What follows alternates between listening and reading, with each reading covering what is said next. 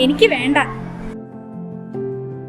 അരുത്, ആഹാരം കളയരുത്. ഈ ലോകത്ത് എത്ര കുട്ടികൾ ഒരു നേരത്തെ ഭക്ഷണത്തിന് വേണ്ടി ബുദ്ധിമുട്ടുന്നുണ്ടെന്ന് നിനക്കറിയാമോ? ഇന്ന് അന്നമ്മയുടെ തിരുനാളല്ലേ?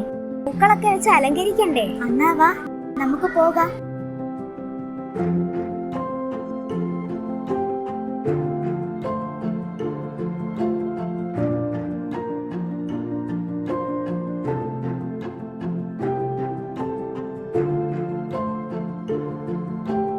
അന്നാമ്മേ, ആഹാരത്തിന് വേണ്ടി ബുദ്ധിമുട്ടുന്ന ഒത്തിരി കുട്ടികൾ ഈ ലോകത്തുണ്ടല്ലോ.